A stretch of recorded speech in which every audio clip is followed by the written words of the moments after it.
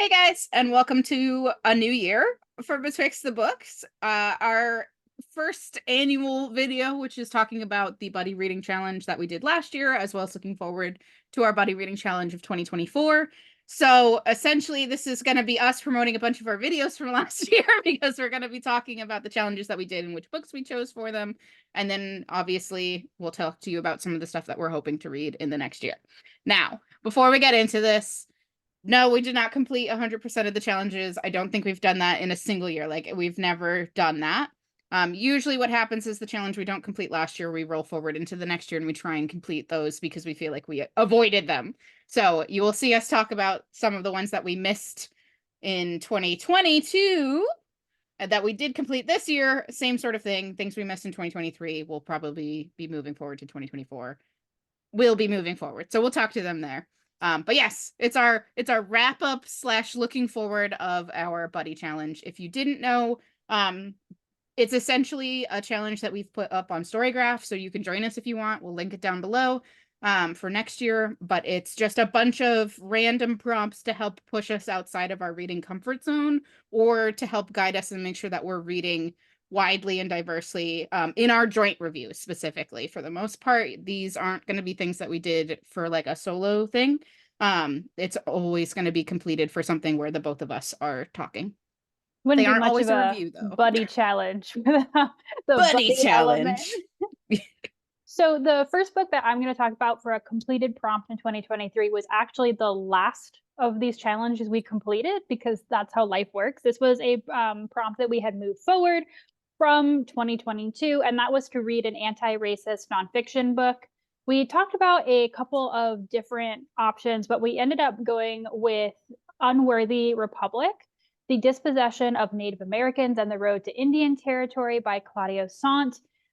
This was a very interesting read. It came out to about 3 stars for Michaela and 4 stars for me. And we definitely do think that it is worth reading. However, we did have some questions or comments, like things about the writing style specifically, that made us a little bit like we should talk about this. But definitely go see our review for more. But if you are looking for a clear, concise, traditional nonfiction text that will explore this rather unexplored area of American history, at least in our school systems, it is worth the read for sure. The next completed prompt was to read a book featuring an ace protagonist. We did this back in the spring when we read To Be Taught If Fortunate by Becky Chambers, which is a little hope punk sci-fi novella that we both read together. Does it tell me? Hold on. Does it tell me? Gretchen gave it 3 stars. I gave it 4 stars. So the opposite of our nonfiction read. This one, I feel like Gretchen, if I remember correctly, Gretchen was sort of a little bit lost because she wasn't sure about the genre. Like, it wasn't something that she had ever read before. Whereas I had definitely read different things in this genre. So it wasn't what she was expecting going in, which kind of colored her review. But if you want to hear us talk about that, the queer elements to that story, including the ace character, as well as sort of hope punk as a genre, highly recommend looking at that video. So the next prompt we're going to talk about is to read an entire series, and we are mostly done with this. So At the time of filming. At the time of filming, hopefully by the time you see this video, it is entirely completed. And the reason that we've had a little bit of a struggle doing this one is, we wanted to read an entire series on here because every time we've been able to do that together, it's just really rich and you can compare different things. Like we did most of the Hades X Persephone series, for example, and we're able to really like pick at that one and see how some characters grew. And so we wanted to do that again. We could have chosen a duology or a trilogy and made it easy on ourselves. We didn't. We chose a quintet, by which I mean all of the 5 original Percy Jackson books by Rick Riordan. Why? Is a solid question. We had both never read them as children, and so we wanted to kind of finally read them as like people who work with children's books and with children who are always like, Yeah. and to get that ourselves. I, at the time of filming, have completed all 5 books. Michaela has completed 3 of 5, but it is our goal to have that done and filmed by the end of the year. And so hopefully our video on that review and also the TV show, which we will now be able to fit into the review, will be one of our first-ish videos in 2024. So you can look forward to that. The next challenge was to read a book that has been translated into English. We wound up reading a nonfiction book for this, which may or may not have been a good choice. It was I Want to Read, I Want to Die, but I Want to Eat Tteokbokki by Baek which was translated by Anton Her. This is therapy memoir loosely. It's more or less a transcript of what Baek like talked about in therapy. Gretchen gave it 2 stars. I gave it 1 star, so I was even harsher than Gretchen was. I don't even know why I gave it 2 stars, though, I think, Yeah, at this you were point. like really nice to it. I don't know. Not fun for us. Not one that we would recommend to people. I don't think either of us would be like, here, read this. It was weird. I highly recommend that video though, because it was us so confused. We weren't sure how to like talk about it because we were like, what even was this book? Like, what happened? What was the goal of it? What was its purpose? We still don't know, even after talking about it. So yeah, definitely an interesting video. And Michaela just told me there's a sequel coming, and we're so confused. Yeah. Look, couldn't help you. But that was our translated book. We did complete the challenge. So the next challenge that we completed was to read an arc on time. We have done this challenge a couple of times because I don't know if you know this, but here at Betwixt the Books, we do oftentimes struggle with consistency. So we keep bringing this one back around, and you'll see it again. The book that we assigned to this was Radiant Sin, the 4th Dark Olympus book by Katie Robert. This came out very early in the year. I think it was one of our first, if not our first, joint review of the year. And this one was really interesting. So obviously this is book 4 of the Dark Olympus series. So I'm not going to spoil anything if you haven't read the first 3 books. We highly recommend it. We have reviewed every single book that has come out so far and will continue to do so. And in fact, our review of the 6th book will once again be our first, if not one of the first, joint reviews that we do of 2024. And this one, though, was not the strongest book in the series. So it was definitely us going, So if you are watching the series and you want to follow along with our reviews, you can do that. To give you an idea, I rated it 3.5 stars and Michaela rated it 3. So again, if you haven't watched the series, you can go back and watch my review of the first book, Neon Gods, and we've reviewed every other book in the series together since. The next challenge is another challenge that we repeat, even though we do consistently complete it, mostly just because it's something that we both enjoyed doing, and that is to read a queer romance book. For this, we chose to read Heart Haunt Havoc by Friedis Moon, which is a queer horror romance book, so it was even more like a combination of both of our interests. Gretchen gave it 3.5 stars. I gave it 4.25 stars. It was cute, a little bit gory. We did have some commentary on whether or not we felt like the withholding of certain information in the text was valid or not. We did also have some conversations about whether some of the emotional climax were earned or not. But we both, I think, enjoyed the experience. It was a pretty solid romance and a pretty good one if you're looking for something that's like a little bit different. Like horror romance, I don't feel like is a very common subgenre of romance. So it was nice to read something interesting and different. And like queer horror romance. Yes. Trans, Yeah. religion. Yeah. It was like a whole thing. Yeah. If you didn't know, there is a sequel to that out now, and I believe a 3rd book in the series that will also be out sometime next year. So I don't think either of us have read any more from this author. I would be interested in it. It might be something that we could possibly slate for next year to pick it up again, because I think we both saw some like really beautiful writing in this book, and would be interested to see if like the author has grown over time. Because if I remember correctly, this was one of her first ones that she's written. So Check there we back in go. when we talk about one of the challenges we didn't get to this year in a hot minute. So the next prompt on the list that we have completed, but is a little different, Mm. is our prompt to read an adult book written by a traditionally YA author. Now, originally, we were going to do this together by reading, say, Book of Night by Holly Black. Holly Black is a traditionally YA author. We grew up reading her YA books, who has now published an adult book called Book of Night. Similar thing, for example, with Leigh Bardugo, who wrote the Six of Crows and Shadow and Bone books and has now come out with Ninth House and its sequels in the adult genre. And originally, we were going to do this together.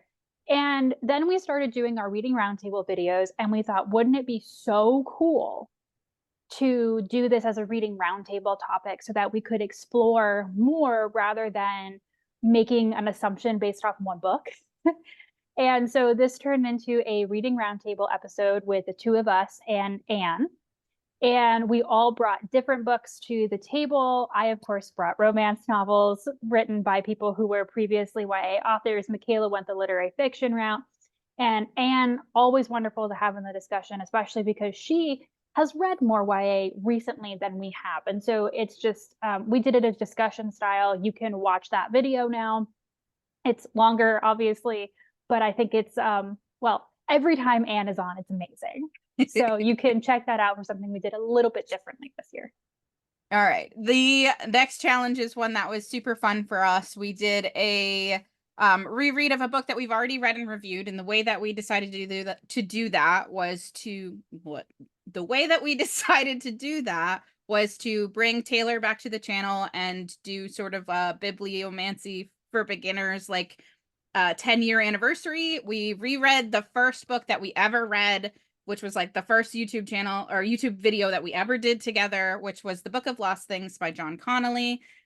What I think would be very interesting about this one is that we definitely had different opinions about the book now than we did 10 years ago, which is maybe surprising and maybe not surprising that like as you age your opinions on things change and maybe you learn new things and grow as a human. Weird, wild, insane.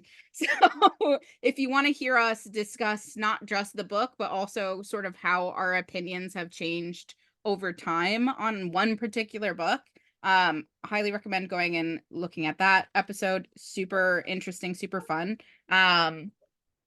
There's a sequel to that just came out this fall. It's like weird that much of the things that we read are like getting sequels, all like especially because this one's like over a decade old and it's Yep. now getting a sequel. Who knows? I don't know if we'll pick up the second book at some point. You never know. We mention it as a possibility in that live stream, and it's always, well, it wasn't live, it was recorded, but like in what would have been a live stream had it been a traditional bibliomancy thing. Yeah. But yes, yeah, that was a fun time for us. We got to have Taylor back on the channel. I don't remember what Taylor's review of it was. Both Gretchen and I gave it 3.5 stars this time around. I think Taylor's was also like somewhere around there. Yeah. So yeah. Do we recommend that book now? It was all right. I think you should watch our video first. Yeah, go find out. But yes, yeah, that was a fun one. I got to do a reunion episode. Okay, so every year we set ourselves ish 10 challenges. And every year we complete about 80% of it. But instead of just the next year then setting 8 challenges that we know we'll do, we go back to doing 10 where we just roll 2 of them over because we learn nothing. Listen, 10's just a nicer number. It's round, like it's even. It's a good number to have, and maybe next year's the year we get our shit together. You never know when that's gonna happen. You never know what's gonna happen. 10 years in, we're still the chasing.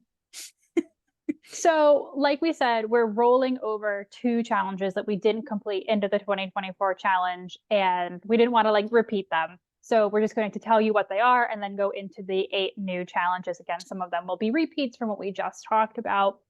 And one of them that is very close to my heart is to do a full cast audiobook. And so if you watch any of my nonfiction content, you know that I like to read nonfiction on audio. And full cast audio, those are traditionally fiction books. So I probably wouldn't pick a nonfiction book for this. But they are when, instead of one narrator, there are narrators for all, if not most of the characters. And they are not very common because they are obviously much more money to produce. But when they come together, it's beautiful. It's like a radio play. And I'm very excited for both of us because Michaela also does a lot of stuff on audio, to do that and have that genre be a part of our challenge. Yeah. The other challenge that we didn't complete in this past year, but we have done in previous years, was to read a second chance book, which is to read a book by an author or like the next book in a series that we didn't fully love but saw potential in. So again, could be the next book in the series that Heart Haunt Havoc started, could be any number of books that we've read over the years, but it's just to give a second chance to an author where we were like, I didn't fully love this, but there was some really good stuff, and like maybe in the future you're gonna do something really cool and strong. We didn't quite complete it this year. It's on the challenge again for next year. I'm sure we'll get it at some point because again, we've done it in the past. It's just one that didn't end up working out this year. Yeah. So the next challenge is to read a book that has been on our TBR forever. You can't see my bookshelves in this video because I am not able to film in my office at this time because the joys of living in close quarters with your partner, he's using the office. But as you can see from normally my shelves behind me and Michaela's shelves behind her, we do actually own a lot of physical books, and many of them we haven't read because we worked, well, she still works and I worked at a Barnes & Noble particularly, and you just rack that up, man. So we are going to pick from some physical books that we both own, because there is actually considerable overlap, and pick one of those and finally read it and review it. One book off the shelf of 50 is progress.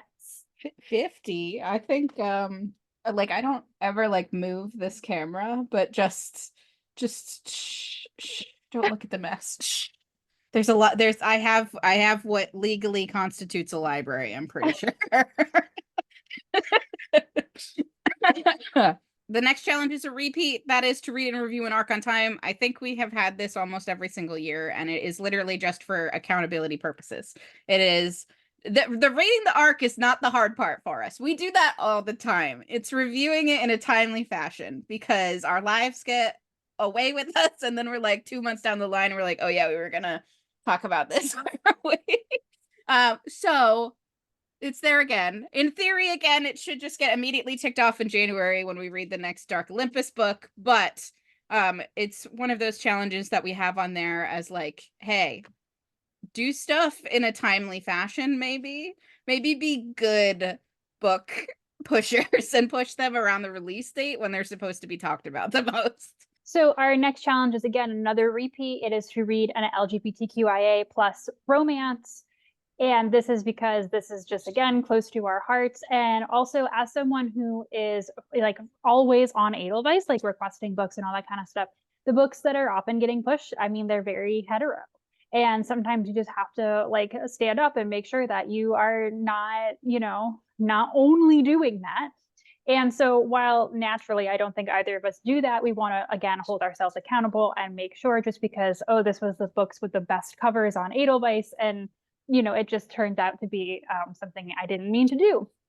And we already have some really great arcs actually coming up that we are very interested in doing. I think more than one of, whether it be a lesbian road trip in what the blurb calls the gayest van in the Midwest, or a poly romance that is not like under like dark romance or whatever. It's like got the cute pastel cartoon cover, and it's poly. So that seems like hopefully healthy representation, taking it out of like, a dark fantasy romance space. It's not just the kink, guys. Like sometimes it's just how people love. Like just let them have a rom-com for once. So if we have our act together, there will at least be maybe those two, and maybe more. Who knows? I'm pretty sure the next challenge was shamelessly stolen from the Pop Sugar Rating Challenge, which is a challenge that Gretchen and I don't ever complete usually, but do at least attempt for our reading for the same reason like we do this one, where it is to like diversify our reads and help us like seek out underrepresented texts. This one is to read a book with a neurodivergent main character. That could be ADHD, autism, bipolar, OCD, like any number of mental disorders that fall under the neurodivergent branch. If you did not know, hi, ADHDer right here. So representation. Yeah, so just reading a book with a neurodivergent main character. I don't think we have anything slated for this one yet, but I'm sure there'll be something along the way that we'll find and enjoy, whether it's a new book or an old book that we want to look at, just to talk about the rep there. Because yeah, so it's something to talk about. People have different brains and perceive and travel through the world in different ways. Speaking of old books, the next challenge is also shamelessly stolen from the Pop Sugar Reading Challenge because we both do kind of check that off every year. But also, I feel like, especially now, since I get like most, if not all, of my books off of Edelweiss when I'm reading, well, fiction wise, nonfiction comes entirely from the library and new audiobook releases. But sometimes I feel like there are books that I missed that I love, I want to like go back to and have caught up with. And so Pop Sugar had a challenge of a book released 24 years ago, i.e., in 2000. And I thought that that would be a interesting challenge. Michaela and I did some searching on this, and turns out there were some interesting things published in the year 2000. Not all that much yet has jumped out to us as something that would appeal to both of us, but we are potentially looking at something like White Teeth by Zadie Smith. And so I think it'll be interesting to not always like read a new book or like, Yeah. the shiny book, and to go back and love something from not the last year. So even though it's been a little bit difficult, I am excited about this challenge to go back and read something good from a while ago. The next challenge is to read a book that is popular on Book Talk. As the resident person who scrolls TikTok definitely way too much, I don't get as many Book Talk videos as people would assume from my entire everything. I do get some horror talk stuff, but I'm not like deep in the like traditional Book Talk space. But I am a bookseller, and so I get to know and see the mad dash of everybody trying to get all of those Book Talk books. It's one of those things where we've done this once in the past, where we're kind of like, is it worth the hype type thing? Do we feel like it's just a trendy thing where everybody's hopping on the trend and have a FOMO for it, or is this like actually like a diamond in the rough that people have found and are holding up? So we don't know what we're going to read for that yet, whether we're going to choose like an older title that's been a Book Talk pick for a little while or something that becomes a Book Talk sensation this year. But we're going to try and read one that is popular on Book Talk. So the next one is slightly a recycle, slightly a change. We are going to go with another nonfiction pick, but this time instead of like anti-racist, which we did last time, we're just going to say social justice. I feel like with nonfiction is getting more interesting, and there's different types of things. There are people releasing memoirs, there are people releasing collections that have art and poetry and like, art and poetry of the resistance, like whatever it is. And so I want to see, we don't have a book picked out for this yet, but if there is a different book that, unlike Unworthy Republic, which was very much like traditional nonfiction and is not as much Michaela's jam, if we can find something in the social justice vein, hopefully also anti-racist, but just making it a little bit more of a general category, so we could include some of this more unique, maybe not traditional nonfiction stuff, that would be more interesting to review as well as to read. So we'll see what happens there. Does it get held over for like 3 years again? Let's hope not. I hope No. not, because I felt bad about that. And it was my fault. 100% always my fault if it's a I'll nonfiction just one that listen, if doesn't we get hold done. on to it until November, I will just make you read whatever like nonfiction book I am currently reading. You're like, too bad, no more choices. Now you have to read this. And I'm like, Yeah, but I I'm don't reading want American it. White Lash right now. It's like the consequence of progress or something. Doesn't that sound fun? But I'll read it for you if you really want me to, because I love you so much. Good for you. We didn't have to hold that challenge over this year. So you're safe for um until 2024. All right. The last traditional challenge in our like 10 challenges for this year is to read a book that is shortlisted for a 2024 award. I think a little bit more so than Gretchen for the most part follow a lot of literary awards. I know that Gretchen did follow some of the awards, particularly for like children's literature for a good while. And it's been a As a minute librarian, you have to. well, yeah. It's been a minute since either of us have like really picked up something that has won an award specifically just for that reason. So I wanted to put this in there of like us trying to read something that's won an award. There's a chance that this, like our reading a book traditionally published by a YA author, that this might become a roundtable discussion where we bring different books and get some of our friends to talk about it, because it definitely is a challenge that like could facilitate some discussion if we brought a bunch of different award winners in from different genres. Or it might just be we both decide to read the Hugo Award winner or something, like who knows. But that was our last challenge, just to read a book that is shortlisted for a 2024 award. So you'll notice that Michaela said last traditional challenge, and that is because we have rolled over our bonus challenges from last year. So these were again bonuses, so we didn't count them as something we didn't complete. They were something that we were kind of thinking maybe we'll get to this if we can. And it is to read a book or books, I'll explain, recommended by a favorite author. So the idea was I would go to my favorite authors, see what books they've blurbed or recommended on their social media, on their website, and I would say, okay, this is one I really want to read, and then we would both read it and check it out, and then Michaela would do the same. And so the idea being that we would kind of share our favorite authors' favorite books with each other. Yes. Yeah. And so it is a two-part challenge, and it's probably part of the reason that it didn't get done. I don't even know if we even considered like how to film that, if we would do two different reviews. So it never happened because the original challenge was never got finished. Yeah. So it is a bonus challenge, but I think it's a really interesting idea, and we'll see if we get it done in 2024. Maybe having a year to think on how to actually do that video will get it done. Who knows? Maybe it will just continue to float in the back of our minds as like, we haven't done that yet. I still don't know what to do. But it's there. They're still labeled as bonuses. They don't need to be completed. It was just sort of an idea that we had that would be interesting, because I'm sure, especially with the book industry, having like blurbs as something that's like super important to them. Like one of the things that we see a lot in the book selling industry is people picking up a book just because Sarah J. Maas said it was good on the cover or something like that. So yeah, it'll be interesting to, if we can get to it, talk about and discuss. I think it's an interesting idea. We just need to figure out how to do it. Roundtable? Maybe. We drag two other people into this?